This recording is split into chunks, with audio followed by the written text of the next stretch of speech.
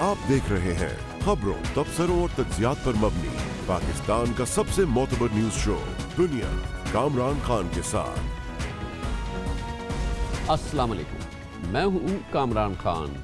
यकीनन महंगाई के इस दौर में बढ़ती हुई महंगाई की वजह से ये तकरीबन हर पाकिस्तानी की ज़रूरत है कि उसकी उजरत में, उसकी तनख्वाहों में इजाफ़ा हो। मगर इस सिलसिले में लगता यह है कि सिर्फ जो दबाव डाल सकता है उसी का काम होगा।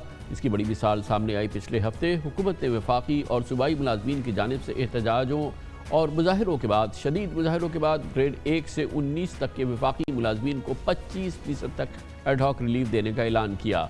अदायगी का आगाज़ भी अगले माह से शुरू होना है, जिसके बाद जून के बजट में एडहॉक रिलीफ इनकी तनख्वाहों के स्केल में शामिल भी किया जाएगा।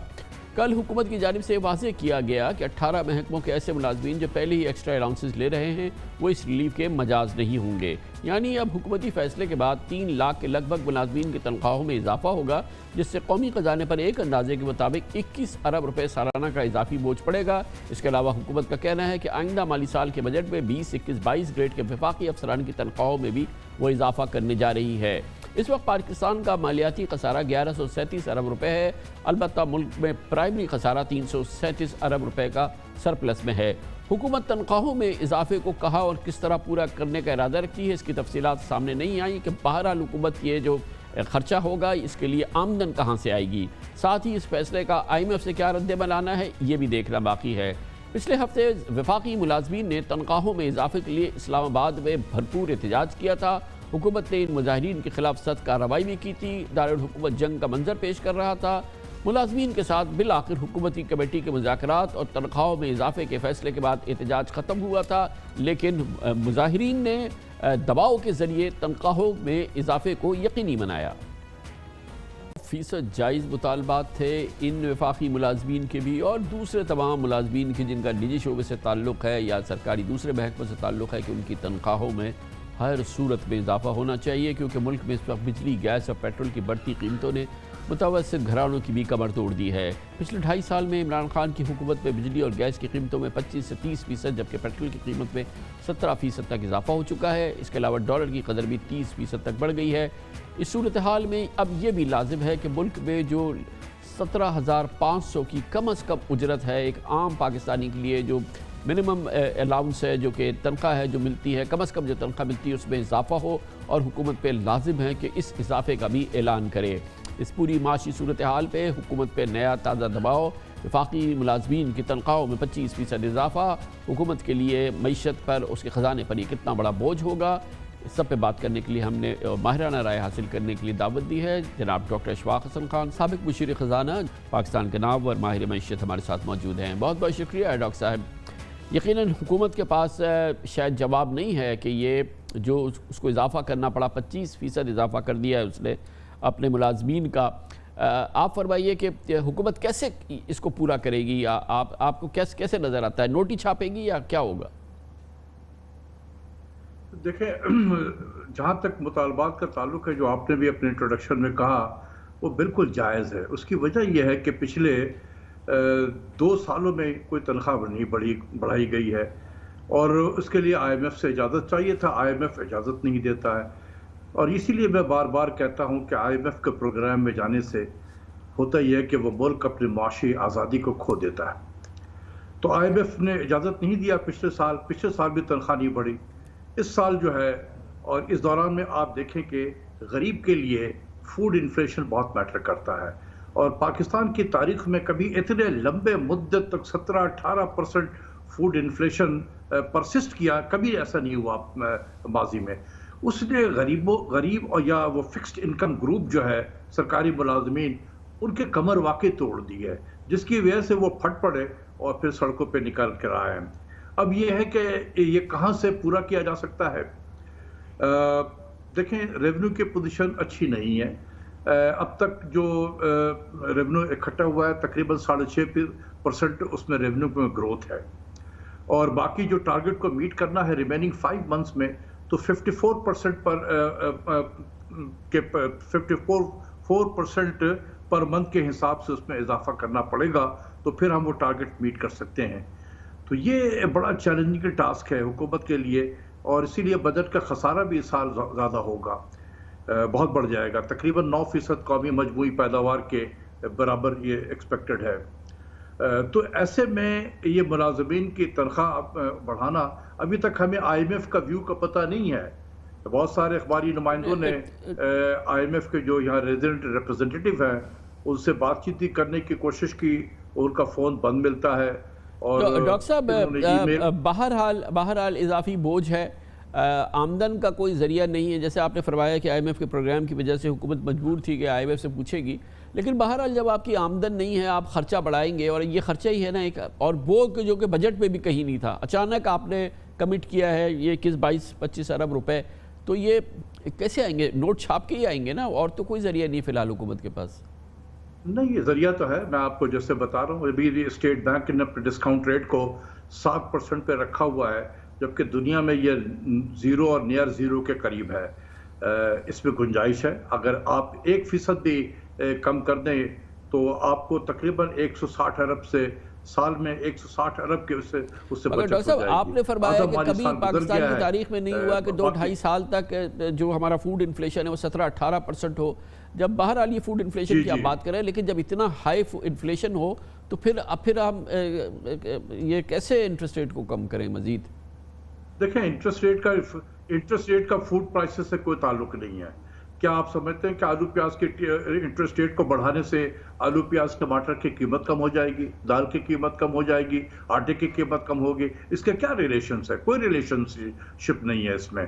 बल्कि जब आप इंटरेस्ट रेट को हाई रखते हैं, कॉस्ट ऑफ कैपिटल बढ़ जाता है और वो पास ऑन हो जाता है लोगों को, और वो इन्फ्लेशन खुद क्रिएट करता है। तो यही समझने की ज़रूरत है कि पाकिस्तान में इन्फ्लेशन ये एक्सेसिव डिमांड ड्रिवन नहीं है, ये सप्लाई बॉटलनेक्स की वजह से होता है, या गवर्नमेंट खुद कीमतें बढ़ाती हैं, बिजली की कीमत बढ़ा दी, गैस की कीमत बढ़ा दी, पेट्रोल के टैक्स का रेवेन्यू भी इकट्ठा करना है हमने, तो इसकी वजह से ये सारे कॉस्ट हैं। तो इसको जो है आप गवर्नमेंट खुद बढ़ा रही है, तो सेंट्रल बैंक के इंटरेस्ट रेट को हाई करने से क्या फर्क पड़ जाएगा? फर्क उस वक्त पड़ेगा कि गवर्नमेंट ना बढ़ाए। तो पाकिस्तान में डिस्काउंट रेट गोया आप ये फरमा रहे हैं, कोई ताल्लुक नहीं है। गोया आप ये फरमा रहे हैं डॉक्टर साहब कि इसका 13वां हदफ नुस्खा ये है कि शरह सूद में मजीद कमी की जाए, जिससे हुकूमत को 160-170 अरब रुपए बचेंगे और फिर वो इस किस्म के अखराजात के लिए उनको इस्तेमाल कर सकती है। बिल्कुल, मैं समझता हूँ कि हमारा इस पर डिस्काउंट रेट 5% पे होना चाहिए। आपको बहुत सेविंग होगी और इस किस्म के जो अखराजात हैं आप फिर बर्दाश्त कर सकते हैं, वरना फिर नोट छापना पड़ेगा, विच विल बी इन्फ्लेशनरी। बहुत बहुत शुक्रिया जनाब डॉक्टर अशफाक हसन खान हमारे साथ मौजूद थे, साबिक मुशीर वज़ारत ख़ज़ाना। खबर ब्रेक, उसके बाद जिक्र करेंगे सुप्रीम कोर्ट ऑफ पाकिस्तान में मुसलसल समाअत हो रही है सदारती रेफरेंस, जिसके ज़रिए हुकूमत की ख्वाहिश ये है कि सेनेट इलेक्शन खुफिया बैलेट के ज़रिए नहीं, ओपन बैलेट के ज़रिए हों। और इस समाअत के दौरान आज बहुत ज़बरदस्त रिमार्क सामने आए हैं अदालत के, पाकिस्तान की अदालत उज़्मा की, और बुनियादी ख्वाहिश और इस वक्त मंशा ये है सुप्रीम कोर्ट ऑफ पाकिस्तान का, शायद हर पाकिस्तानी का भी, कि सेनेट इलेक्शन साफ शफाफ हो। कल इस सिलसिले में election commissioner of Pakistan, election commission के दूसरे कलीदी अहदेदारों की सुप्रीम कोर्ट में उनको तलब किया गया है कि आप यकीन दिलाएं कि कैसे सेनेट इलेक्शन शफाफ होंगे। इसकी बात करते हैं छोटे से वक्त के बाद। हर पाकिस्तानी की तरह सुप्रीम कोर्ट ऑफ पाकिस्तान की भी ये ख्वाहिश है, कोशिश है कि पाकिस्तान में सेनेट के इलेक्शन जो कि अब आइंदा माह होने जा रहे हैं, कम से कम ये सेनेट के इलेक्शन भरपूर शफाफ हो, साफ़ सुथरे हों, क्लीन सेनेट इलेक्शन हो जाएँ। इस सिलसिले में एक बहुत अहम केस की समाअत हो रही है सुप्रीम कोर्ट ऑफ पाकिस्तान में। आज चीफ जस्टिस ऑफ पाकिस्तान जनाब जस्टिस गुलजार अहमद की सरबराही में इस 5 रुकनी लार्जर बेंच ने सेनेट इलेक्शन ओपन बैलेट से करवाने से मुताल्लिक सदारती रेफरेंस पर 11वीं समाअत की। आज सुप्रीम कोर्ट के बेंच ने इलेक्शन कमीशन के चीफ और तमाम अराकीन को, यानी कि चीफ इलेक्शन कमिश्नर समेत तमाम अराकीन को कल तलब कर लिया है। आज समाअत के दौरान सुप्रीम कोर्ट की जानिब से नहायत अहम ऑब्जर्वेशन सामने आई हैं। चीफ जस्टिस ऑफ पाकिस्तान जनाब जस्टिस गुलजार अहमद ने अपने रिमार्क्स में कहा कि शफाफ इलेक्शन कराना इलेक्शन कमीशन की जिम्मेदारी है। आम तासुर है कि सेनेट इलेक्शन में करप्शन होती है। इलेक्शन कमीशन ने इंतखाबी अमल में करप्शन रोकने की स्कीम नहीं बनाई। चीफ जस्टिस का कहना था कि सिर्फ शेड्यूल देना काफ़ी नहीं है, इलेक्शन कमीशन को पोलिंग स्कीम बतानी होगी। जस्टिस उमर अता बंदियाल ने कहा था कि अब तो करप्शन की वीडियोस सामने आ रही हैं, बताया जाए कि शफाफियत को कैसे यकीनी बनाया जाए। जस्टिस एजाजुल एहसन का कहना था कि करप्ट प्रैक्टिसेस की रोकथाम इलेक्शन कमीशन की जिम्मेदारी है। बताया जाए 40 साल में कितने सेनेटर्स को वोटों की खरीद व फरोख्त पर नाअहल हुए। जस्टिस याहिया आफरीदी का कहना था कि आम इंतखाबात सीक्रेट बैलेट से होते हैं, लेकिन काउंटर फाइल्स होती हैं। जब तनाज़ा होता है तो काउंटर फाइल्स ली जा सकती हैं। वकील इलेक्शन कमीशन ने जवाब दिया कि आईन की आर्टिकल 218 के मुताबिक करप्ट प्रैक्टिसेस को रोकने का तरीक़ाकार दिया गया है, जिस पर जस्टिस एजाजुल एहसन ने कहा कि आप कहेंगे कि सीक्रेट बैलेट है और हमारे हाथ बंधे हुए हैं। वकील इलेक्शन कमीशन ने कहा कि सीक्रेसी आर्टिकल 226 का मैंडेट है। इस पर चीफ जस्टिस गुलजार अहमद बोले कि आइन के तहत इलेक्शन कमीशन के इख्तियारात का कोई कानून कम नहीं कर सकता। उनका कहना था कि सेनेट इलेक्शन खुफिया हो मगर शिकायत पर जांच होनी चाहिए। अदालत ने चीफ इलेक्शन कमिश्नर और मेमलान को तलब करते हुए समाअत कल तक मुलतवी कर दी। ख्याल ये है कि कल इस सिलसिले में इम्कान ये है कि कल इस सिलसिले का, इस अहम केस का एक फैसला कुन दिन होगा। इस पूरे मौजू पर बात करने के लिए हमने दावत दी है। हमारे साथ मौजूद हैं जनाब अहमद बिलाल महबूब, एग्जीक्यूटिव डायरेक्टर पिलदात, पाकिस्तान में पार्लियामेंट्री डेमोक्रेसी की ओवरसाइट करने वाली बहुत ही मौसर तंजीम है। बहुत बहुत शुक्रिया अहमद बिलाल महबूब साहब। हर पाकिस्तानी की तरह, आपकी तरह, मेरी तरह, तमाम दूसरे पाकिस्तानियों की तरह सुप्रीम कोर्ट ऑफ पाकिस्तान भी मुसर है, उसका इसरार है कि कम अज़ कम सेनेट इलेक्शन जो किसी सूरत में साफ शफाफ नहीं होते, इसकी पूरी तारीख हम एज ए जर्नलिस्ट देख रहे हैं। पिछले जाने 5, 7, 8, 10 हमने सेनेट इलेक्शन देखे हैं। ऐसे ही वोट बिकते हैं, ऐसे ही गैर शफाफ इलेक्शन होते हैं। लेकिन अब उसका इसरार है कि इनको अब शफाफ मुनक़िद कराया जा सके, और इसीलिए कल सेनेट इलेक्शन, माफ़ कीजिएगा, इलेक्शन कमिश्नर और तमाम जो उनके अरकान हैं उनको चीफ इलेक्शन कमिश्नर समेत बुलाया गया है। आपको लगता है कि इस सिलसिले में फैसले की घड़ी आ रही है?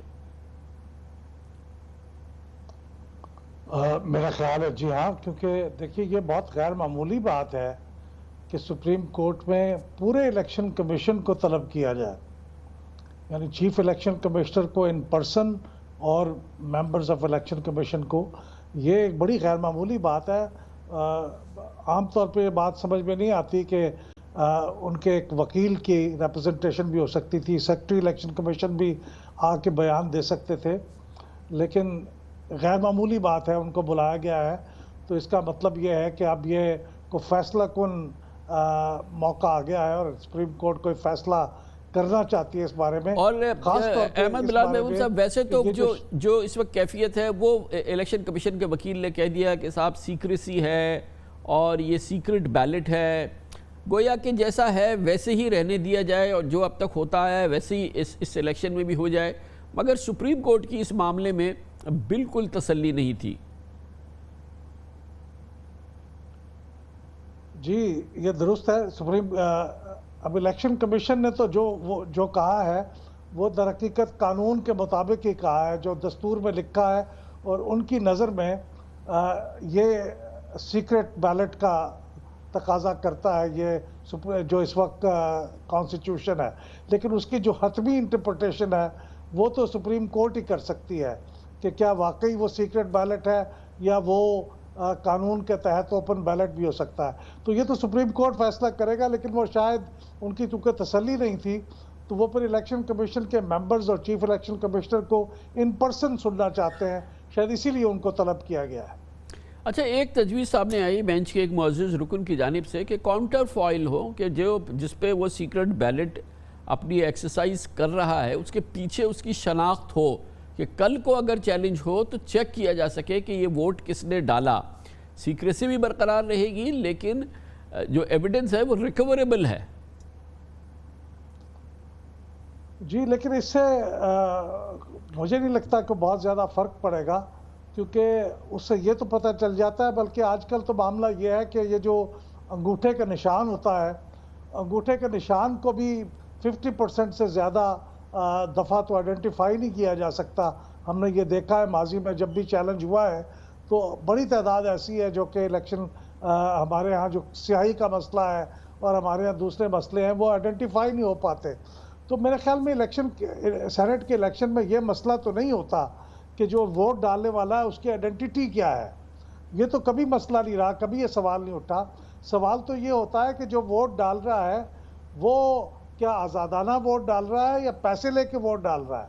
और ये मालूम करना बड़ा ही दुश्वार होता है इसके लिए कोई इंतजामात करने के लिए गालिबन सुप्रीम कोर्ट इलेक्शन कमीशन को कह रहा है कि इसका क्या सूरत है, क्योंकि आप इस बात के पाबंद हैं कि आप ये तय करें कि ये करप्ट प्रैक्टिसेस को गार्ड अगेंस्ट करें। तो गालिबन ये वो मसला है जिसको वो देखना चाहते हैं। आइडेंटिफिकेशन तो कभी मेरे ख्याल में मसला नहीं रही।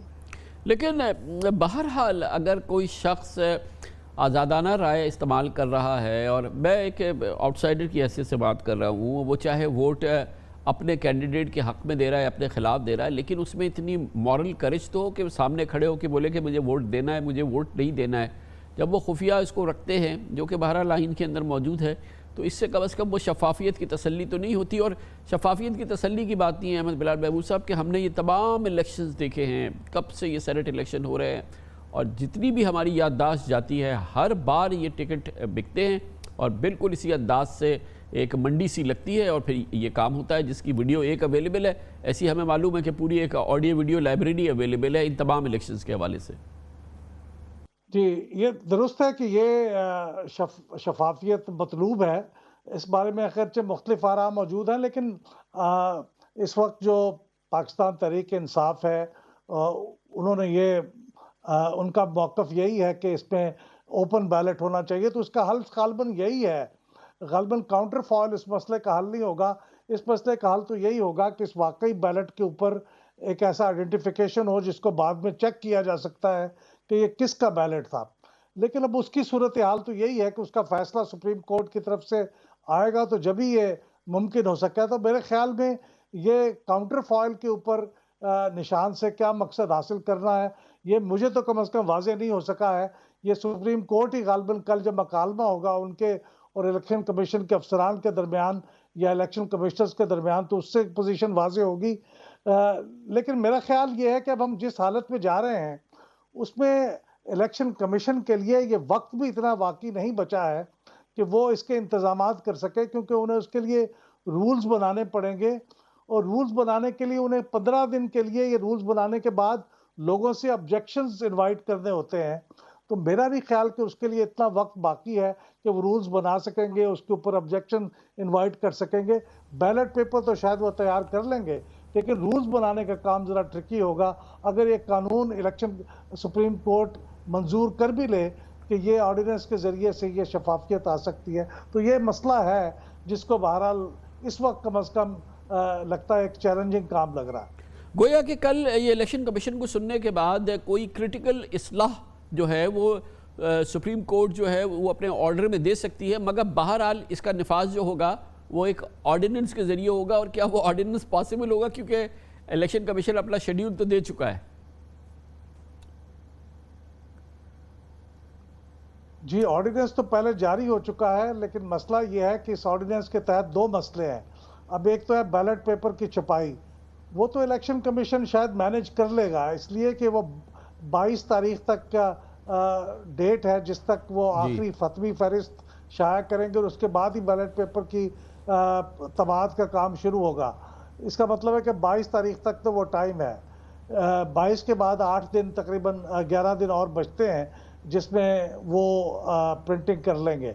इलेक्शन कमीशन माजी में भी जनरल इलेक्शन में लाखों बैलेट पेपर छपाई तो शायद नहीं है, 800 बैलेट छापना तो इन दिस एजेंट डे। लेकिन असल मसला ये है कि इस ऑर्डिनेंस बैलेट पेपर छपाई तो इन दिस एजेंट डे तो मसला नहीं है ना, 800 पेपर छापने हैं अहमद बिलाल साहब, ये तो कर लेंगे। मगर कानून इसके लिए सिर्फ सुप्रीम कोर्ट का ऑर्डर काफ़ी होगा या इसके लिए एक ऑर्डिनेंस करना पड़ेगा अलग से, और शेड्यूल आ चुका है, ऑर्डिनेंस किया जा सकता है या नहीं?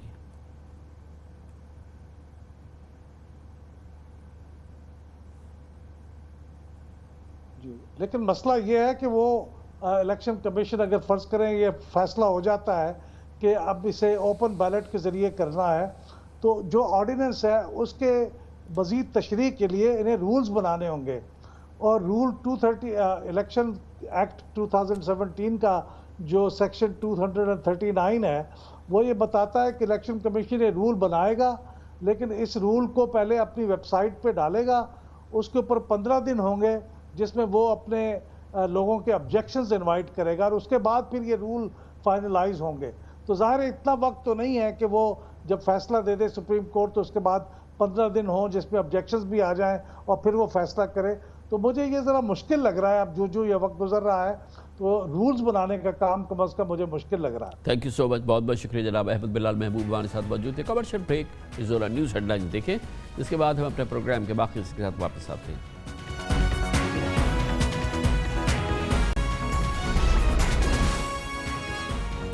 आप देख रहे हैं खबरों, तबसरों और तज्जियात पर मबनी पाकिस्तान का सबसे मोतबर न्यूज शो दुनिया, कामरान खान के साथ।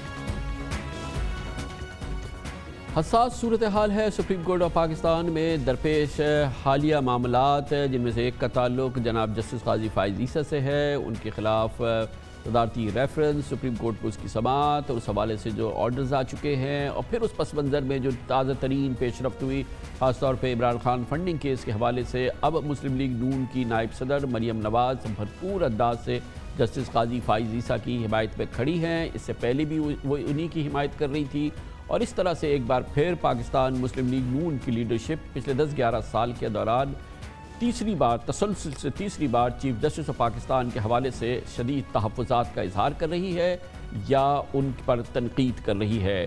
सुप्रीम कोर्ट और इस्टेब्लिशमेंट मुखालिफ ताज़ा दम बयानिया सामने आ गया है। वज़ीर-ए-आज़म इमरान खान पर तरीक़ तनकीद के साथ साथ मरियम नवाज़ शरीफ ने तरक्याती फ़ंड्स केस के फैसले पर भी सवाल उठा दिए हैं। मरियम नवाज़ साहिबा का कहना था कि एक फ़र्द को बचाने के लिए आला अदलिया और जजेस की इज़्ज़त व वक़ार को दाव पे लगाया जा रहा है। जजेस मजबूर भी हो सकते हैं, लेकिन ये अदलिया की साख के लिए अच्छा नहीं है। जस्टिस शौकत अजीज़ के साथ जो कुछ हुआ और रिकॉर्ड पर है, अब जस्टिस काजी फाइज ईसा के साथ भी वही किया जा रहा है। जस्टिस काजी फाइज ईसा भी इमरान खान फंडिंग केस के फैसले पर अपने अलल ऐलान अपनी नाराज़गी का इजहार कर चुके हैं और मीडिया को फैसला जारी करने पर अपने तहफ़्फ़ुज़ात का इजहार कर चुके हैं। इस सिलसिले में जस्टिस काजी फाइज ईसा ने जो ख़त रजिस्ट्रार सुप्रीम कोर्ट को लिखा, वो भी उसकी जारी होने के चंद घंटों के अंदर मीडिया में सामने आ गया था। इसमें कई सवाल भी उन्होंने उठाए थे। हफ्ते को जाती उमरा के बाहर मीडिया से गुफ्तगू करते हुए मरियम नवाज़ ने कहा कि अवाम ये देख रहे हैं कि एक नालायक को बचाने के लिए सारे इंसाफ के निज़ाम अदलिया की जजेस को इज़्ज़त को झोंका जा रहा है। ये अदलिया की साख और इज़्ज़त बचाने की एक अच्छी चीज़ नहीं। एक शख्स को बचाने के लिए अदलिया और अदल के पूरे निज़ाम को झोंकना अक्लमंदी नहीं है।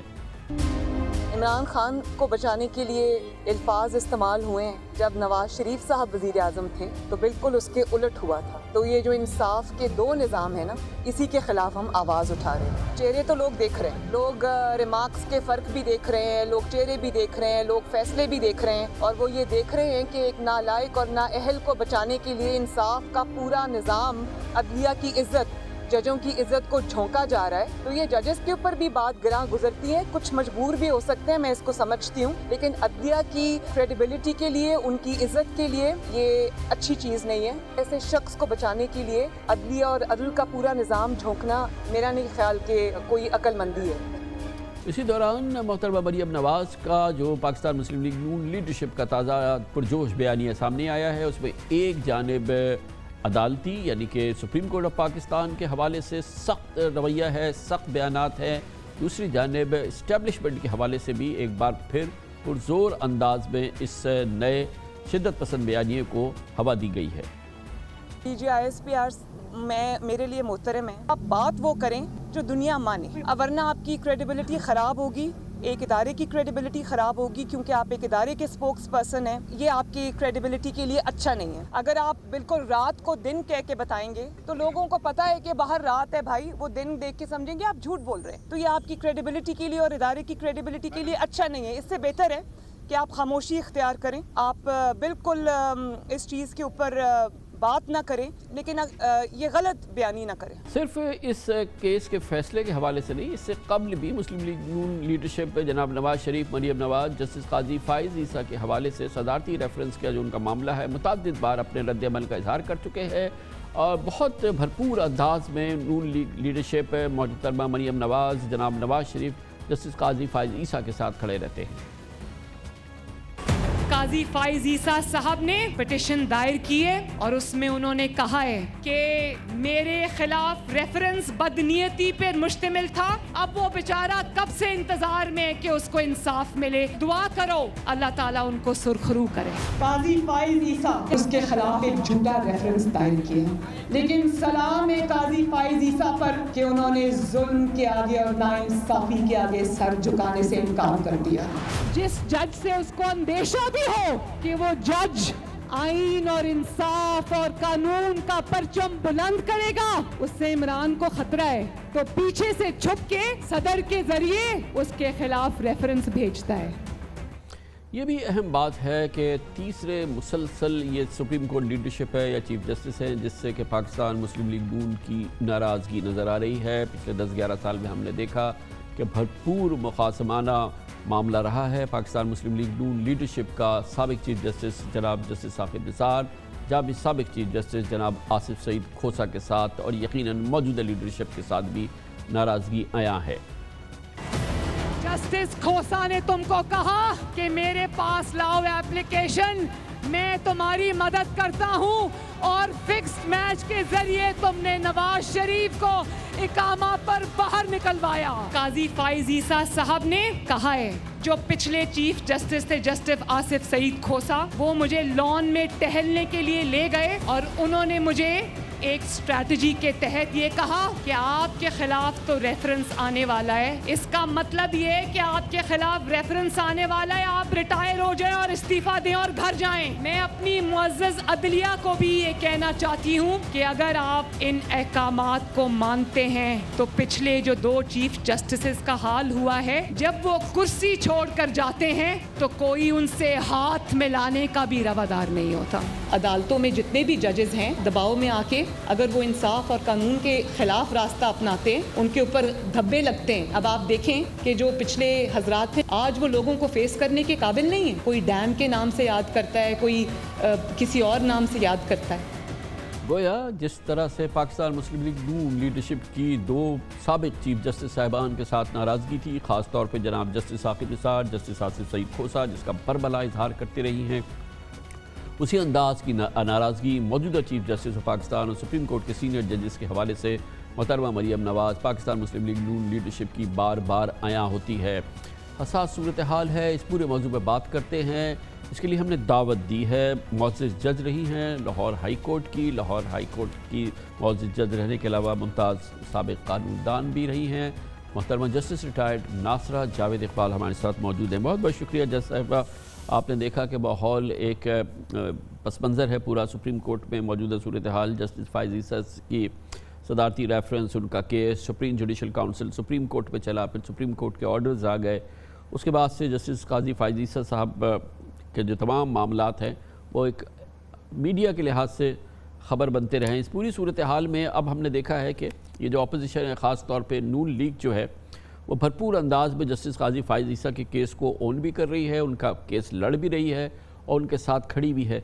और ये जो है एक सियासत में ये जो सुप्रीम कोर्ट के मामलात हैं, ये एक बड़ी चोटी की खबर बन रही हैं। कितनी ये परेशान कुन बात है।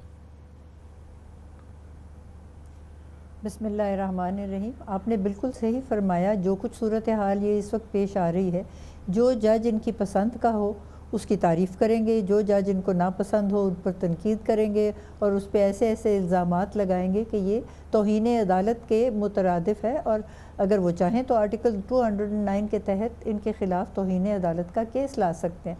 ये तो मैं समझती हूँ कि अदलिया ने लिहाज किया हुआ है तो ऐसी को बात करते नहीं, लेकिन इनको इस बात से इज्तनाब करना चाहिए। हर मामले में अदलिया को घसीट लाना जो है ना, वो हमारे लिए कोई मुनासिब इक़दामात नहीं हैं, क्योंकि अदलिया का काम है आवाम के तमाम मसाइल में दाद रसी करना, और इनको जब दाद रसी हासिल हो जाए तो वो वाह करते हैं, और जिस वक्त नहीं हो तो उसके ऊपर वो तू करते हैं। तो ये कोई अच्छा रवैया नहीं है।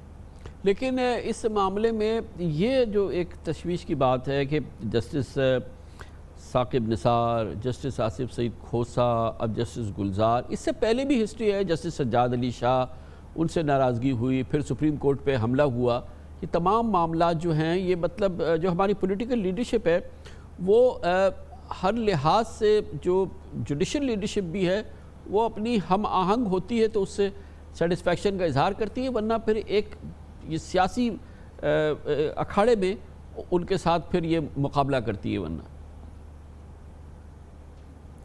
ऐसा करना बिल्कुल नहीं चाहिए। अदलिया जो है वो एक सतून है रियासत का, और ये बिल्कुल गैर जानिबदार होती है। एक दफ़ा कोई जज बन जाए तो अगर किसी पार्टी से उसका ताल्लुक़ था भी तो वो मुनक़ता हो जाता है, और यहाँ तक हालात हैं कि जब मैं जज थी उस ज़मानों में तो हमारे चेंबर में टेलीफोन नहीं होते थे, कोई अखबार पढ़ने के लिए भी रवादार नहीं होता था, ताकि जो हालात हाज़रा हैं उनमें किसी तरीके से उनके ऊपर कोई असरअंदाज ना हो। अब भी मैं समझती हूँ कि हमारी अदलिया जो है वो गैर जानिबदार है, और इस तरीके से उनके ऊपर इल्ज़ामात लगाने से ये ख़ुद उनको अपने अगर मुखालिफ कर लें तो इसमें किसका कसूर है? कसूर तो इनका अपना है, और ऐसा इनको बिल्कुल नहीं ज़ेब देता, ना इनको करने का ये रवैया जो है इनके लिए कोई अच्छा है, ये रवैया इनको नुकसान पहुँचा सकता है। और आप ये फरमाइएगा कि जो अंदरूनी मामलात हैं ख़ुद सुप्रीम कोर्ट ऑफ पाकिस्तान में, इसमें जो हमें ये भी हैरानगी होती है एज ए मीडिया पर्सन भी कि जो अंदरूनी ख़तो किताबत भी हो रही है मुअज़्ज़ज़ जज साहिबान के दरमियान भी, वो भी मिनटों में जो है वो मीडिया में सामने आ जाती है। तो वहाँ की भी हालात कुछ बहुत तसल्ली बख्श नहीं है। एक तो ये देखिए आजकल जो इलेक्ट्रॉनिक मीडिया आ गया है और सब चीज़ ऑनलाइन हो गई है, इससे मैं समझती हूँ इदारों को भी नुकसान पहुँचा है, लेकिन इसको तो बरमला अब हम हटा भी नहीं सकते, ना इसको साथ रख सकते हैं, ना इसको हटा सकते हैं। लेकिन देखना यही है कि जहाँ तक हो सकता है अदलिया को किसी मामले में मुलव्वस करने के बगैर उनको गैर जानिबदार रहने दी जाए, ताकि उनके जो भी फ़ैसले हों उनके ऊपर कोई अंगुश नुमाई कर न सके। और चीफ़ जस्टिस के बारे में ख़ास तौर पे एहतराम उनका होना चाहिए। जब तक आप अदालत का एहतराम नहीं करेंगे तो ज़ाहिर है फिर अदालत जो है वो उसको, आखिर इंसान ही है ना, उनके रवैयों में भी तब्दीली आ सकती है। मैं ये नहीं कहती कि आई है, लेकिन आ सकने के बैदुल इम्कान नहीं है, हो सकता है ऐसे। तो ये अपने खिलाफ क्यों लोगों को करना मदावा हो? जज साहिबा ये फरमाइएगा कि जब जजेस का नाम लेके तकरीबन, और फिर जो मुअज़्ज़ज़ सिटिंग जजेस हैं उनके हवाले से गुफ्तगू हो, सियासी जलसों में वो पूरे मौज़ूआत हो, एक जानिब वो भी हो रही हो, दूसरी जानिब मिलिट्री लीडरशिप के भी लोगों के नाम लेके, तो हम एज ए जमहूरी मुल्क, आज़ाद मीडिया, आज़ादी राय की इजहार, इसको हमें सहना चाहिए? इसके हम आदी बन जाएं, या इसके कोई वाकई नुकसान है इदारों के लिए या हमारी मुल्की साख के लिए? बहुत से इसके नुकसानात हैं, और ये तो ख़ुद जो हैं ये परवरदा है या पैदा शुदा हैं उन निज़ामों के या उस निज़ाम के जहाँ पे यहाँ पे हमारे जो थी जमहूरियत, उसका कला कमा हो गया था, और जो भी आया था वो यूज़रपर के तौर पे आया था। तो अब ये हालात दोबारा ऐसे ना पैदा करें कि वो फिर मेरे अज़ीज़ हम वतनों वाली बात होने का इम्कान हो जाए। ये तो ख़ुद अपने ऊपर मुसल्लत करने वाली बात है कि ये ऐसी सूरत हाल पेश कर रहे हैं या जिस पे ऐसा हो। अब ये देखिए जो ये रेफरेंस हुआ था काजी फैज़ ईसा के ख़िलाफ़, उस रेफरेंस को ख़ुद वकीलों ने उसका मुकाबला किया, और फिर सुप्रीम कोर्ट ने ख़ुद ही उसको बरतरफ कर दिया, और इसी बिना पे कि ये जो था ये एक उजलत में किया गया था और शायद इसमें कोई बदनीयत का उनसर शामिल था। अब जब वो ख़ुद इस बात का मदावा कर रहे हैं तो फिर इसमें मुदाखलत करने से किसी को कोई फ़ायदा नहीं हासिल होगा, सिवाय इसके कि जो अदल गुस्तरी के करते हैं इक़दामात अदलिया, उसमें आप एक रास्ते में हाइल हो जाते हैं। और इसमें हाइल होना जो है ना वो इनके फ़ायदे का है, ना ये अवाम के फ़ायदे का है, ना ये जमहूरियत के फ़ायदे का है। और जैसे मैंने आगे अर्ज़ किया, जो कुछ ये कह रहे हैं ये सब तौहीन अदालत के मुतरादिफ हैं कि जी ये जजेस ऐसे हैं या ये जजेस वैसे हैं। सब जजेस एक जैसे हैं, और किसी पे इस तरह की मनफी तनकीद तो मैं इसमें बड़ा एक और बड़ी जैसा एक बड़ी डिफ़िकल्ट सिचुएशन है कि बहरहाल जज को एक फ़ैसला करना है। जस्टिस आसिफ सईद खोसा का फ़ैसला आया जनाब नवाज़ शरीफ के हवाले से, ज़ाहिर है कि वो पसंद नहीं आया नवाज़ शरीफ साहब को, नून लीग को, उनके तमाम हिमायतियों को।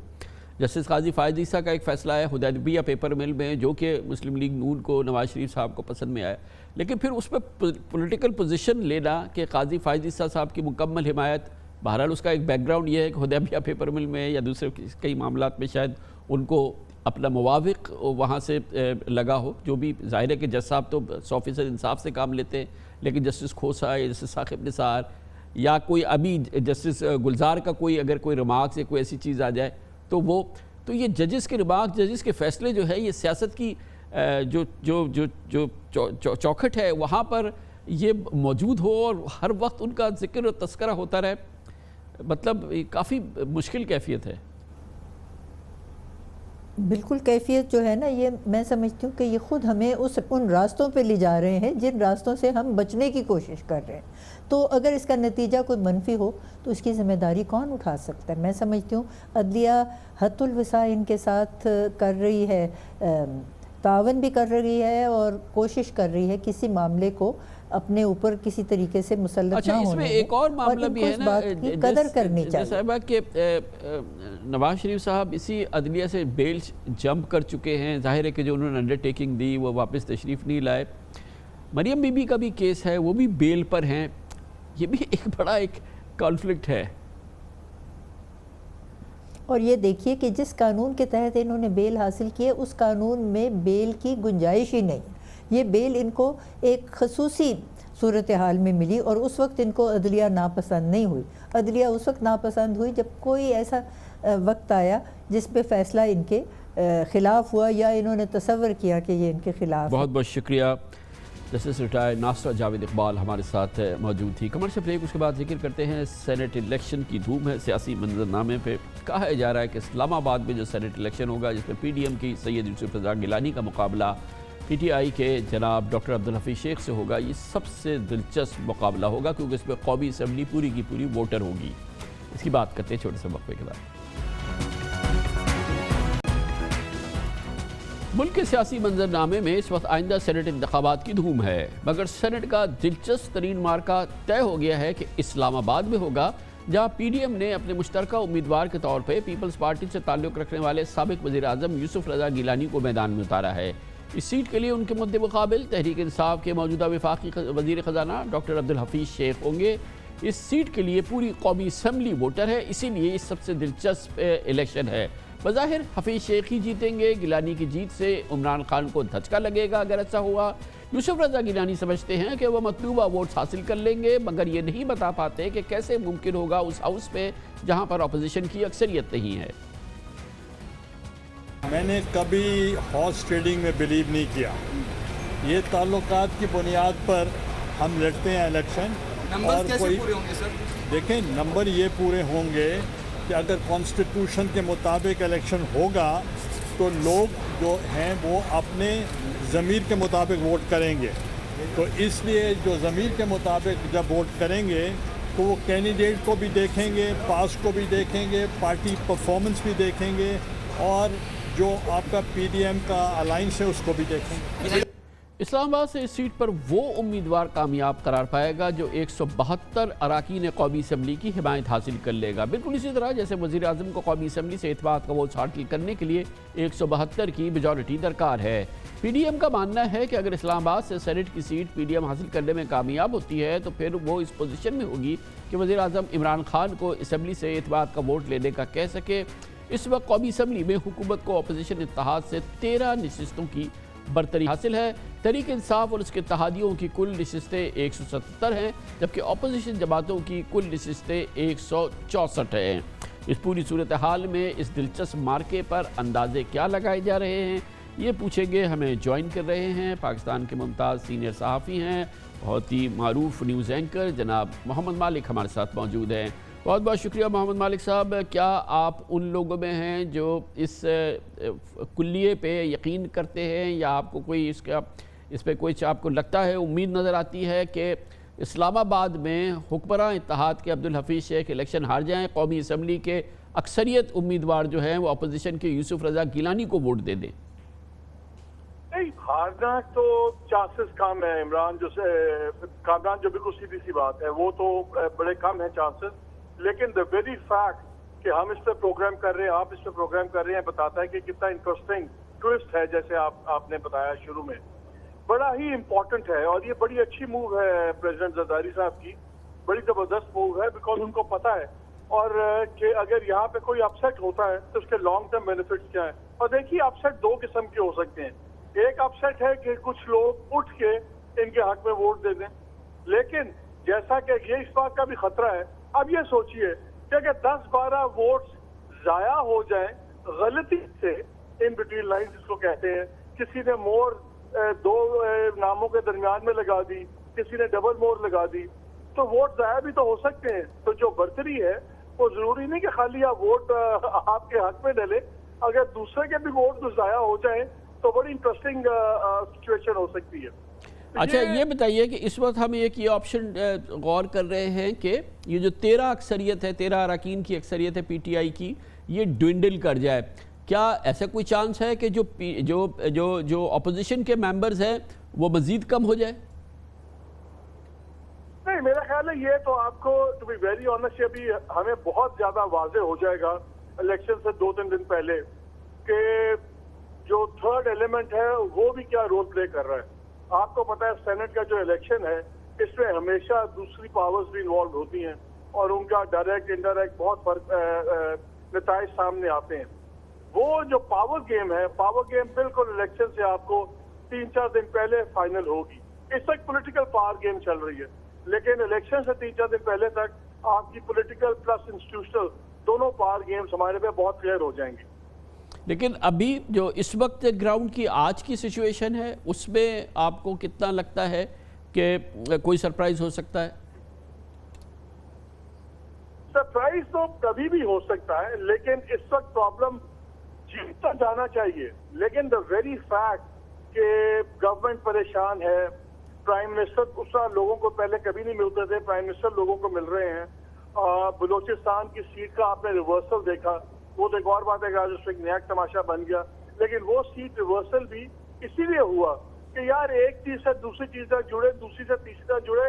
इस वक्त कहीं डिसेंट अफोर्ड नहीं करती गवर्नमेंट, और यकीन माने इस वक्त जितना लाभ उठाया जा रहा है एमएनए का, उनका पिछले 2.5 साल में ऐसे ऐसे लोग जिनको किसी ने पीएम हाउस से कभी सवाल का उनके जवाब नहीं दिया या उनको टाइम नहीं मिला, वो लोग भी इस वक्त इम्पोर्टेंट तरीके से उनको ट्रीट किया जा रहा है। बहुत रवैयों में फर्क है, और हमें तो यहीं से नजर आता है इस्लामाबाद में कि पीएम हाउस किस तरह डील कर रहा है ऑर्डिनरी एमएनएस को या उन पावर को जो एक फर्क डाल सकते हैं। यकीन माने इस वक्त उनकी लॉटरी निकली हुई है जी। मगर मालिक, जितना हमने ये इलेक्शंस कवर किए हैं, सेनेट इलेक्शन मुझे नहीं याद कि कितने, जितने भी हुए हैं शायद 12-15 इलेक्शन हुए होंगे, मैंने देखा है इसी किस्म की एंग्जाइटी मुझे नज़र आ रही होती है, इसी किस्म की अनसर्टिनिटी नज़र आ रही होती है, इसी किस्म की ये पावर जोकिंग हो रही होती है और लोगों को पता नहीं होता। इसकी बड़ी वजह यह है कि ये नहीं पता कि कौन किसको वोट दे देगा। तो ये कोई इस दफ़ा की टिपिकल चीज़ नहीं है, ये हर दफ़ा ऐसे ही होता है। नहीं, लेकिन इस बार एक चीज इंटरेस्टिंग है। देखिए, जो ऑर्डिनेंस आया है उस ऑर्डिनेंस के तहत नजर ही आ रहा है हमें कि शायद सुप्रीम कोर्ट का फैसला 3 मार्च तक ना आए। अगर 3 मार्च तक फैसला नहीं आता तो फिर तो इलेक्शन हो जाएगा। लेकिन सॉरी, मैं इधर मैं आपसे कहूंगा कि आई डोंट थिंक सो फैसला कल या परसों आ जाएगा। कल इलेक्शन कमीशन को पूरे को बुलाया हुआ है, चीफ इलेक्शन कमिश्नर को बुलाया हुआ है, तो फैसला तो कल परसों में आ जाएगा। मुझे नहीं लगता कि अब 3 मार्च वगैरह तक आएगा फैसला। आप एक चीज देखिए, लेट्स से अगर मैं एक एमएनए हूँ और मैं पार्टी के खिलाफ वोट देता हूँ, मैं दूसरी साइड को वोट देता हूँ, पार्टी मुझे उस पर निकाल नहीं सकती। और मैंने कल अपने शो में भी ये बात बताई थी कि जरदारी साहब की तरफ से पैगाम दिया गया है पीपल्स पार्टी की तरफ से, ऑपोजिशन के लोगों को कांटेक्ट करके बताया जा रहा है कि अगर किसी भी वजह से, पब्लिक प्रेशर की वजह से, दूसरे प्रेशर की वजह से, अगर कोई बंदा जो गिलानी साहब को सपोर्ट करता है, अगर उसको अपनी सीट छोड़नी पड़ी तो पीडीएम उसके खिलाफ कोई बंदा खड़ा नहीं करेगी बाय इलेक्शन में, बल्कि उल्टा सपोर्ट करेगी। और ये बड़ी क्लियर एक मैसेज। अच्छा, ये बताइए कि ये इस तरह की अगर ये मैनूवरिंग हो रही है और ये तमाम चीज़ें ऐसी हो रही हैं जो कि एक मेजर सरप्राइज़,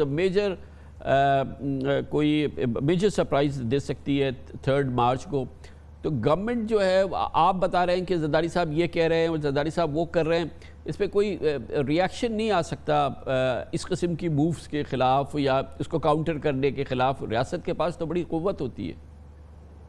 तो जरदारी साहब ने रियासत की मर्जी के खिलाफ तो कोई काम नहीं किया अभी तक। नहीं, रियासत और गवर्नमेंट में तो फर्क है ना। वो बताइए ना क्या फर्क है जरा। आपको भी पता है, तो मुझे भी पता है कि रियासत और गवर्नमेंट में क्या फर्क है। नहीं, आप बताइए। ये तो बड़ी खतरनाक बात है कि रियासत जो है वो जरदारी साहब रियासत से मिले हुए और रियासत जरदारी और गवर्नमेंट कुछ और है। ये तो बड़ी अजीब सी बात है। देखें, बड़ी सीधी सी बात है। जरदारी साहब की जितनी अभी तक पॉलिटिक्स आई है कामरान, वो पॉलिटिकल टेम्परेचर नीचे लाने की तरफ है। स्टेबिलिटी की तरफ से कि जी क्लैश कम हो, रियासत भी चाहती है क्लैश कम हो, कि प्राइम मिनिस्टर भी थोड़ी सी एक्सट्रीम पोजीशन छोड़ें, और दूसरी तरफ से भी अभी तक अगर आप देखिए कि जितनी हवा गुब्बारे में से हवा निकली है पीडीएम के, वो जरदारी साहब की मुंह से निकली है। पहले बात होती थी चढ़ाए लश्कर कुशी होगी इस्लामाबाद में, धरने होंगे, रिजाइन होगा, कोई इलेक्शन में हिस्सा नहीं लेगा।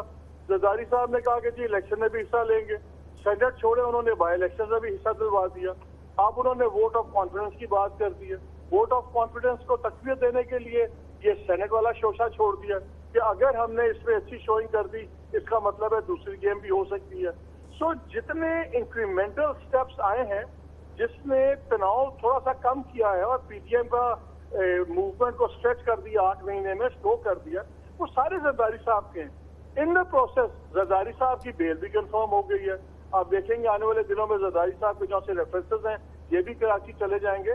तो कहीं ना कहीं किसी किस्म का क्विड प्रो को तो चल रहा है ना। गोया कि आप कह रहे हैं कि जरदारी साहब के किसी के साथ मामलात चल रहे हैं और कोई उनको विंग कर रहा है, और वो इस लेवल तक है कि सुप्रीम कोर्ट कराची भेज देगी। ये आपकी कैलकुलेशन है? ये तो बड़ी क्योंकि सुप्रीम कोर्ट में ये मामला है ना, केस तो सुप्रीम कोर्ट ही भेजेगी। देखिए सुप्रीम कोर्ट, मैं ये चीज बार बार वाजे करता हूँ कि सुप्रीम कोर्ट या कोई भी कोर्ट हो, हमारी ऑनरेबल सुप्रीम कोर्ट, हम कभी सजेस्ट भी नहीं करेंगे कि वो किसी पे गेम खेल रहे होंगे, लेकिन सुप्रीम कोर्ट हो, असल बात है कि उनके सामने मुकदमा कैसे लड़ा जाता है। अगर एक बहुत अच्छा मुकदमा भी बुरे तरीके से लड़ा जाए तो अदालत के पास कोई ऑप्शन नहीं रहता कि वही वाला फैसला हो जो उस दलील और उस आर्गुमेंट के मुताबिक। गोया के कहीं इंजीनियरिंग हो रही है, कोई इस चीज़ों को इंजीनियर कर रहा है, और definitely prime minister Imran Khan is in dark, उनको नहीं पता है। मैं पॉसिबिलिटी की बात करता हूँ, हम तो सपोजिशन की बात कर रहे हैं कि क्या क्या होता रहा है माजी में, क्या हो सकता है। लेकिन अगर आप हिस्ट्री देखें तो मेरा नहीं ख्याल कि जरदारी साहब टोटल आइसोलेशन के अंदर इतने बड़े बड़े कदम उठा रहे होंगे या उठाएंगे। गोया कहीं से मिले हुए हैं। I wouldn't use the word मिलना, लेकिन कई बार ना मिले बगैर भी इंटरेस्ट कन्वर्ट कर जाते हैं डिफरेंट पार्टीज के। जरूरी नहीं होता वो मिले होते हैं, चले, लेकिन कई दफा आपके इंटरेस्ट मिल जाते हैं। थैंक यू सो मच, बहुत बहुत शुक्रिया, बहुत शुक्रिया। मोहम्मद मालिक अपना तजुर्बा, अपनी मालूमात हमारे साथ शेयर कर रहे थे। उनका ख्याल ये है कि कहीं कोई मिला हुआ है और इसलिए सब कुछ हो रहा है। मैं I would tend not to agree, शायद ऐसी बात नहीं है। कमर्शियल ब्रेक, उसके बाद जिक्र होगा पाकिस्तान में निजी शोबा कोविड वैक्सीन लाना चाहता है। एक क्लिनिकल लैब ने ऐलान भी कर दिया कि 2 हफ्ते में आ जाएगी, लेकिन खबरें यह हैं कि इस सिलसिले में अभी मामलात साफ नहीं है, काफ़ी इबाहम है। क्लिनिकल लैब के सरबराह भी हमारे साथ होंगे और हुकूमती मौक़िफ़ भी हासिल करेंगे छोटे से वक्फे के बाद। Welcome back. ख़बरें आ रही हैं, गर्मा गर्म ख़बरें हैं कि बहुत जल्द पाकिस्तान में निजी शोबा वैक्सीन ला रहा है और बहुत जल्द आइंदा चंद हफ्तों के दौरान वो लोग जो इसकी इस्तात रखते हैं उनके लिए वैक्सीन अवेलेबल होगी, और ये वैक्सीन जो है ये निजी शोबा लेकर आएगा। इस हवाले से बहुत अहम बात है कि वजारत सेहत ने गुज़िश्ता हफ्ते वैक्सीन की ख़रीदारी की इजाज़त दी थी प्राइवेट सेक्टर को, और ताहम मुकामी मार्केट में इसकी फ़रोख्त के लिए कोई प्राइसिंग नहीं की गई है, कोई नर्ख मुकर्रर नहीं किए गए थे। वैक्सीन की सरकारी सतह पर कीमत लागू किए बगैर निजी शोबे को इसकी फ़रोख्त की इजाज़त दे जाने पर भी हुकूमत को तनकीद का सामना है। हुकूमत की जानिब से वैक्सीन की दरामद की इजाज़त मिलने के बाद परसों मुकामी क्लिनिकल लैब ने ऐलान किया कि वह बहुत जल्द रूस की तैयार करदा कोविड-19 वैक्सीन स्पुतनिक 5 कमर्शियल बुनियाद पर फ़रोख्त के लिए उसके पास दस्तयाब होगी। इस हवाले से इस लैब के अहदेदार ने दावा किया कि स्पुतनिक 5 की पहली खेप आइंदा से 1-2 हफ्तों के अंदर मुतवक्के है। दूसरी जानिब जिस दवासाज कंपनी को पाकिस्तान में इस स्पुतनिक 5 की दरामद की इजाज़त है, उसका कहना है कि उनका किसी लैब से अब तक कोई माहिदा नहीं हुआ। इस तरह से ये दावा तनाज़े का शिकार हो गया है। आलमी सतह पर स्पुतनिक की 2 खुराकों की कीमत तकरीबन $20 यानी तकरीबन 3200 रुपये बनती है। इस लैब की जानिब से इस वैक्सीन की ख़रीदारी की कीमत के बारे में तफसीलात आम नहीं की गई हैं। वज़ीर आज़म के मावन ख़ुसूसी बराए सेहत डॉक्टर फैसल सुल्तान का कहना है कि वो बराह रास्त इस माहिदे से लाइल्म हैं। वफाकी वज़ीर असद उमर का कहना है कि बैनुल-अक़वामी सतह पर अब तक कोरोना वैक्सीन की कीमत का तयन नहीं किया जा सका, इसलिए निजी शोबे को मुल्क में वैक्सीन लाने की इजाज़त दी गई है ताकि जो लोग इंतज़ार नहीं कर सकते और इस्तात रखते हैं उन्हें वैक्सीन का हुसूल मुमकिन हो सके। सूरत हाल ऐसी है कि लोग जो वैक्सीन डिमांड कर रहे हैं, मुतालबा ज्यादा है और उतनी सप्लाई उससे कम है, तो एक वक्त में फौरी तौर पर तमाम वैक्सीन नहीं लाई जा सक रही है, तो इंतजार करना पड़ रहा है लोगों को। तो हमने प्राइवेट सेक्टर का चैनल भी खोल दिया कि अगर कोई प्राइवेट सेक्टर, ऐसे लोग जो अफोर्ड कर सकते हैं, आप जैसे लोग, मेरे जैसे लोग, अगर वो ये फैसला करें कि नहीं हम इंतजार नहीं करना चाहते, तो वो प्राइवेट चैनल के जरिए अगर कोई आए है, कीमत अदा करें और वो ले लें। प्राइस के उसका मसला ये था कि इस वक्त जो है इंटरनेशनल बेंचमार्क प्राइस है कोई नहीं, तो उसी वजह से ये फैसला रुका हुआ था और प्राइवेट सेक्टर की इंपोर्ट नहीं हो रही थी। तो फिर इसलिए अलाउ किया गया कि जब तक ये बेंचमार्क एस्टैब्लिश नहीं होता, जिसकी बुनियाद के ऊपर ये फिक्स किया जाए कि ये प्राइस इससे ज्यादा नहीं हो सकती, तो वो ओपन रख दिया गया है। जो भी पाकिस्तानी चाहेगा वैक्सीन लगवाना, उसको हुकूमत पाकिस्तान कमिटेड है, उसको मुफ्त में वैक्सीन लगाएगा। पाकिस्तान में हंगामी बुनियाद पर जिन वैक्सीन के इस्तेमाल की इजाज़त है, उनमें चीन की साइनोफार्मा, कैसिनो बायो और बरतानवी एस्ट्राजेनेका के साथ रूसी वैक्सीन स्पुतनिक भी शामिल है। और ये सूरत हाल बहरहाल निजी सेक्टर को कब वैक्सीन अवेलेबल होगी, कब आवाम जो इसकी इस्तात रखते हैं वो इसको ख़रीद पाएंगे, इस सिलसिले में पहला दावा किया है चुगताई लैब ने। इसके चीफ एग्जीक्यूटिव ऑफिसर जनाब डॉक्टर AS चुगताई हमारे साथ मौजूद है। बहुत बहुत शुक्रिया डॉक्टर साहब, आपने हमें ज्वाइन किया है। आपका मैंने ट्वीट देखा है जिसमें आपने कहा था कि आइंदा 2 हफ्तों के अंदर ये वैक्सीन आप अवेलेबल कर देंगे और आपकी आउटलेट्स पे ये अवेलेबल होंगी, लेकिन AGP फार्मा जिसके पास इसका लाइसेंस है इस वैक्सीन का, उसने बड़ा आज वेमेंटली डिनाई किया और स्टॉक एक्सचेंज में बताया है कि आपका दावा दुरुस्त नहीं है। ये आपका पहला क्लेम ही एक कंट्रोवर्सी का शिकार हो गया है। अगर आप उस ट्वीट को गौर से पढ़ें तो हमने कहीं पे ये नहीं कहा कि हमारा किसी भी कंपनी के साथ कोई मुआहदा हो गया है। इस वक्त सारी दुनिया में जो एक सवाल सबसे ज़्यादा पूछा जा रहा है वो ये है कि जी वैक्सीन कब अवेलेबल होगी। और क्योंकि जब ये पता चला कि जी हमारी हुकूमत ने प्राइवेट सेक्टर को इंपोर्ट करने की इजाज़त दी है, तो जिस तंदही के साथ हमारी हुकूमत ने बाकी मामलात को हैंडल किया है, जैसे कोविड के ज़माने में जिस तरीके से मैनेज किया और इतने अच्छे तरीके से मैनेज किया, तो हमारा ये ख्याल था कि क्योंकि हुकूमत ने अब स्पुतनिक को एमरजेंसी बेसिस पे इसकी इजाज़त दे दी है, तो अंदाज़ा है कि 1-2 हफ्ते के अंदर ये वैक्सीन जो है ये अवेलेबल हो जाएगी। हमने कहीं पे ये दावा नहीं किया कि हमारा किसी के साथ कोई एग्रीमेंट हुआ है, क्योंकि हुआ ही नहीं। जब तक हुकूमत इजाज़त ना देगी, जो भी वेंडर हैं जो कि इसको इंपोर्ट कर रहे हैं और वो हमें आके कहें कि जी अब ये अवेलेबल है और आप इसको ख़रीद लीजिए, तब तक हम कैसे कह सकते हैं कि जी ये तो डॉक्टर साहब ये इस ट्वीट का मकसद क्या था, इससे क्या आपने हासिल किया, क्या आप मैसेज देना चाह रहे हैं? जब वैक्सीन आपके पास अवेलेबल नहीं है, आपको पता नहीं है, और फिर आपने ये वैक्सीन का आपने कहा और फिर यकीनन ये इंटरनेशनल ख़बर बनी, रॉयटर्स वगैरह में ये आई, मुझे समझ में नहीं आ रहा फिर आपने क्यों अनाउंस किया जब आपको नहीं पता है कि आपकी सोर्सिंग कब है, कब ये अवेलेबल होगी, इसकी प्राइस क्या होगी? कामरान साहब, जो सवाल सारी दुनिया में पूछा जा रहा है, क्योंकि हम एक ऐसी ऑर्गेनाइजेशन है जिन्होंने कोविड के वक्त में, आपको पता है डायग्नोस्टिक पॉइंट ऑफ व्यू से हमने अल्लाह का शुक्र है सारे मुल्क में काम किया है और हमने लोगों को अपनी हुकूमत के साथ मिलकर सपोर्ट किया है। हमें रोज़ाना जब इस किस्म के सवाल पूछे जाते हैं, सैकड़ों कॉल्स आती हैं, एंग्जाइटी शो की जाती है कि जी आप बताइए वैक्सीन कब आ रही है, क्योंकि आप पहले इसको हैंडल कर चुके हैं, तो वैक्सीनेशन की भी हमसे बहुत ज़्यादा एक्सपेक्टेशन है। तो हमने उस एंग्जाइटी को एलिविएट करने के लिए कि आपकी हुकूमत ने क्योंकि इजाज़त दे दी है एक आध ऑर्गेनाइजेशन को या एक आध वैक्सीन को पाकिस्तान में इंपोर्ट करने की, तो उस एंटिसिपेशन में कि हम अगर इजाज़त मिल गई है तो 1-2 हफ्ते में ये अवेलेबल हो जाएगी हमने उसकी बेस पे लोगों की एंग्जाइटी को एलिविएट करने के लिए एक डॉक्टर साहब ये फरमाइएगा कि आपने स्पेसिफिकली स्पुतनिक 5 का जिक्र किया। स्पुतनिक 5 के लिए -18 उसका टेम्परेचर मेंटेन करने के लिए ज़रूरत है। आपके पास आपने फैसिलिटीज़ ऑर्गेनाइज कर ली हैं, आपके पास ऑल ओवर द कंट्री ये फैसिलिटीज़ अवेलेबल हैं, आपने इनॉकुलेशन सेंटर्स बना लिए हैं, आपने इसके लिए तैयारी कर ली है। जब आप कह रहे थे आज आपने अपनी ट्वीट में कहा कि 1-2 हफ्ते में आ जाएगी, तो ये जो बेसिक इसकी तैयारियां हैं ये आपने की हैं? कामरान देखिए, एक तो ये कोविड की वैक्सीन है ना, मुल्क भर में इस वक्त हमारे 10 वैक्सीनेशन सेंटर ऑलरेडी काम कर रहे हैं, जो कि बाकी बीमारियों की वैक्सीनेशन जो है वो रेगुलरली परफॉर्म कर रहे हैं। कोविड की वैक्सीन के लिए कुछ खास स्पेसिफिक किस्म के एनवायरनमेंट की ज़रूरत है। उसके लिए -20 भी चाहिए, -70 रेफ्रिजरेटर्स भी चाहिए। अगर फाइज़र की वैक्सीन अवेलेबल होगी और हुकूमत इजाज़त देगी तो हमारे पास -70 रेफ्रिजरेटर्स भी हैं, हमारे पास -20 रेफ्रिजरेटर्स भी हैं। लेकिन एक और चीज़ मैं ऐड कर दूं, अभी हुकूमत ने सेंटर्स को एक्रेडिट करना है। उसके लिए उन्होंने एक SOPs बनाए हैं या बना रहे हैं कि कौन से सेंटर्स होंगे जो इन SOPs के ऊपर पूरा उतरेंगे तो वो कोविड की वैक्सीनेशन कर सकेंगे।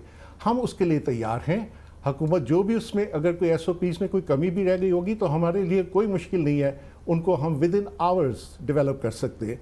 वंस अगेन मैं बता दूं कि -70 भी हैं अगर फाइज़र की वैक्सीन आ गई, और अगर ये आती है स्पुतनिक, इसको -20 पे स्टोर करना है तो हमारे पास मुल्क भर में अपने सारे वैक्सीनेशन सेंटर्स के ऊपर ये तमाम सहूलियात मौजूद हों। डॉक्टर साहब, जब आप ये वैक्सीन लाना चाहते हैं, आपने डिटरमिन नहीं किया कि कहाँ से ये वैक्सीन आएगी? आप कुछ इसमें, क्योंकि जो लोकल एजेंट्स हैं उनके साथ तो ऑब्वियसली आपका कोई इस किस्म का एग्रीमेंट नहीं है, तो बाहर से ये आएगी तो क्योंकि ये हमें पता है कि रशियंस भी जो हैं वहाँ पर भी वैक्सीन मैन्युफैक्चरिंग जो है वो बड़ी लिमिटेड है, दे डोंट हैव।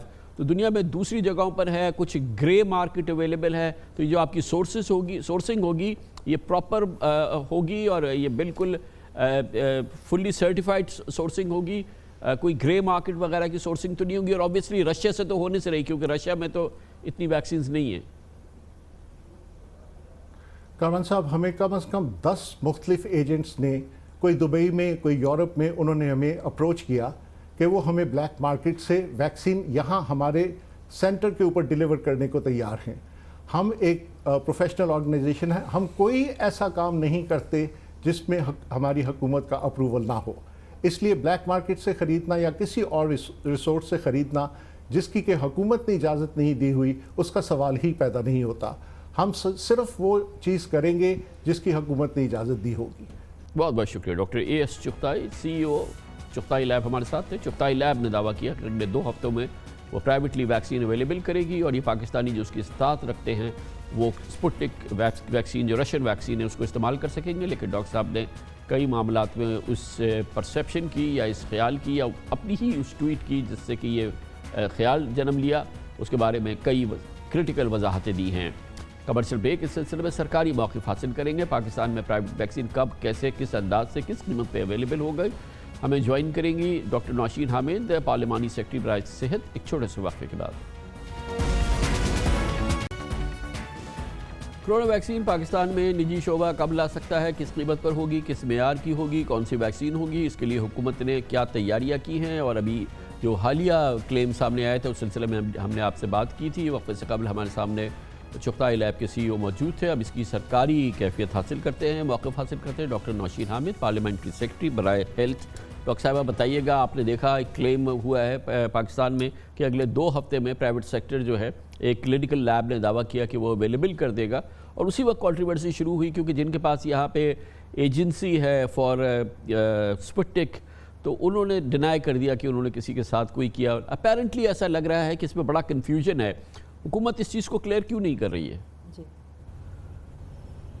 देखें जी, इस वक्त हुकूमत ने जिन 4 कंपनीज़ को ऑथराइज़ किया है उसके अंदर NIH के पास साइनोफार्म की ऑथराइजेशन है, सिंध मेडिकल स्टोर के पास एस्ट्राजेनेका की ऑथराइजेशन है, अली गौहर फार्मास्यूटिकल जो कराची की है उनके पास स्पुतनिक की है, और AGM कराची जो है उसके पास कैंसिनो बायो की है। फ़िलहाल जो है ये 4 जो हैं ये ऑथराइज़ की गई हैं बाहर से मंगवाने के लिए, मगर उसके अलावा हॉस्पिटल्स को इजाज़त है प्राइवेट सेक्टर के कि अगर वो मंगवाना चाहें या कोई प्राइवेट कंपनी, मगर उसके लिए कुछ प्री रिक्विजिट्स हैं। जिन हॉस्पिटल्स में ये लगनी है उनके लिए सबसे पहली शर्त यह है कि वो निम्स के पास, जो कि नेशनल इम्यूनाइजेशन मैनेजमेंट सिस्टम है, उसकी रजिस्ट्रेशन उनके पास हो और उसका टर्मिनल वहाँ पर इस्टेब्लिश हुआ हो, ताकि जिसको वैक्सीन लगे वो डाटा जो है वो सीधा जो है वो नेशनल डाटाबेस में जाए। उसके अलावा जो उसका एक इंफ्रास्ट्रक्चर की स्पेशल रिक्वायरमेंट्स हैं कि उस हॉस्पिटल के पास इतनी फैसिलिटीज़ हों कि वहाँ पे अगर कोई एडवर्स इफ़ेक्ट होता है उसको डील करने के लिए फैसिलिटीज़ हों, उनके पास तमाम इमरजेंसी इमरजेंसी रिक्वायरमेंट्स हों। उसके अलावा एक सिस्टम होता है AFEI जो कि एडवर्स इम्यूनाइजेशन रिपोर्टिंग मेकनिज़म होता है। इसकी कैपेसिटी जिसके पास है उसको अलाउ किया जाएगा। तो ये कुछ प्री रिक्विजिट्स हैं जो हॉस्पिटल्स या लैब्स इसको पूरा कर। आपने एक चीज़ का जिक्र नहीं किया जो कि बहुत इम्पॉर्टेंट है, और वो पाकिस्तान में हर जो भी क्लिनिकल इस किस्म की चीज़ें, प्रोडक्ट्स या दवाएं जितनी भी आती हैं, उसकी प्राइसिंग जो है वो ड्रैप फिक्स करता है, और वो फिर उसका बहुत ही एक सिस्टम है जो है, और ये इतनी क्रिटिकल चीज़ है। इसकी प्राइसिंग का क्या फार्मूला है और क्या ड्रैप इसके लिए कर रहा है? देखिए जी, ये जो ड्रैप के पास जो मेकनिज़म है उसके लिए कुछ कंट्रीज़ को आइडेंटिफाई किया गया हुआ है हमारे रेफरेंस रेंज के लिए। उसमें इंडिया भी है, उसमें बांग्लादेश भी है, कुछ और कंट्रीज़ हैं जिनको हम रेफरेंस के तौर पे इस्तेमाल करते हैं। अब ये वैक्सीन चूँकि पहली दफ़ा दुनिया में आई है और इसके लिए हमारे पास कोई रेफरेंस रेंज जो है अपनी इन कंट्रीज़ में, जो हमारी स्पेसिफाइड कंट्रीज़ हैं ड्रैप के पास, उनकी रेफरेंस रेंज हमारे पास मौजूद नहीं है। इसलिए इसके प्राइसिंग में थोड़ी सी प्रॉब्लम्स आ रही हैं कि हमारे पास ऐसा मेकनिज़म नहीं है। मगर उसके बावजूद मैं समझती हूँ कि आने वाले दिनों में हुकूमत इसके लिए कोई लाहे अमल ज़रूर बनाएगी और इन चीज़ों को बिल्कुल अनचेक्ड जो है वो नहीं छोड़ा जाएगा। पर इस वक्त ऐसा भी नहीं है कि कम्प्लीटली ब्लाइंड है। जहाँ पर ये वैक्सीन आई हैं वहाँ पे कंपनीज ने भी सब ने डिटरमिन की हैं प्राइसेस के, ये कितनी प्राइसिंग है। फाइजर ने अपनी की है, एस्ट्राजेनेका ने अपनी की है, आई बिलीव स्पुतनिक की भी है, रशियंस ने अपनी की है। तो कम से कम एक अपर लॉक तो लगाए ना कि इससे ऊपर नहीं बेच सकते। देखिए जी, इन सारी चीज़ों के ऊपर जो है वो NCOC में डिबेट हो रही है। कल सुबह भी ये सारे जो प्राइवेट सेक्टर के मेकनिज़म्स हैं, मैं समझती हूँ कल की मीटिंग के अंदर इनकी फाइनलाइजेशंस होंगी। मगर अभी प्राइवेट सेक्टर जो है उनके पास आने में थोड़ा सा टाइम लगेगा। गवर्नमेंट उससे पहले काफ़ी वे अहेड जो है वो जा चुकी है, और चूँकि ये प्राइवेट कंपनीज ने स्मॉल क्वांटिटीज़ में प्रोक्योर करनी है, और इस वक्त जो है वो बायलैटरल जो है अवेलेबिलिटीज़, जो bilateral negotiations government to government हो रही हैं, उनके पास ज़्यादा इस वक्त अवेलेबिलिटी जो है वो बहुत रिस्ट्रिक्टेड है। मैं नहीं समझती कि प्राइवेट सेक्टर इतनी जल्दी ये वैक्सीन अवेल कर सकेगा। गवर्नमेंट ज़्यादा बड़े स्केल के ऊपर इसको डील कर रही है, और लोगों के लिए ये मस्ट नहीं है कि वो प्राइवेट सेक्टर के पास डॉक्टर साहब, आपको पता होगा कि भरी हुई इंटरनेशनल मार्केट जो कि सप्लाईज करने के लिए तैयार हैं। अभी ये जो CEO थे चुगताई लैब के, उन्होंने कहा इनको 8-9 डीलर्स ने कांटेक्ट किया कि वो बिल्कुल फर्स्ट रेट, बिल्कुल क्रेडिटेड प्रॉपर वैक्सीन फराहम कर देंगे। मुझे भी प्राइवेट सेक्टर के बहुत से लोगों ने बताया कि ऐसा नहीं है जैसे आप समझ रहे हैं कि बहरहाल ये इंटरनेशनल मार्केट है, इसमें आ जाती हैं और वैक्सीन अवेलेबल हैं। गवर्नमेंट अपनी तैयारी करे, ये ना सोचे कि अब नहीं मिलेगी, ये तो हफ्ते 2 हफ्ते में अगर आपने इजाज़त दे दी तो आ जाएंगी। जी बिल्कुल, मैं आपको बता रही हूँ कि इसकी फ़ाइनल मोडेलिटीज़ के किस तरह इन्होंने प्रोविंशियल गवर्नमेंट्स ने इनको डील करना है, ये प्राइवेट सेक्टर जो उनके रिस्पेक्टिव प्रोविंसेस में है, उसके लिए फ़ाइनल स्ट्रेटजी जो है वो मैं समझती हूँ NCOC में कल सुबह जो है उसी के ऊपर डिस्कशन है। तो कल हम बेहतर सूरत हाल आपको अपडेट कर सकेंगे इसके। थैंक यू सो मच, बहुत बहुत शुक्रिया। डॉक्टर नौशीन हामिद हमारे साथ मौजूद थी। इसके साथ ही हमारे आज के प्रोग्राम का ख़त्म होता है। कल आपसे फिर मुलाकात होगी इंशाअल्लाह। कल तक के लिए कामरान खान को इजाज़त। अल्लाह हाफ़िज़।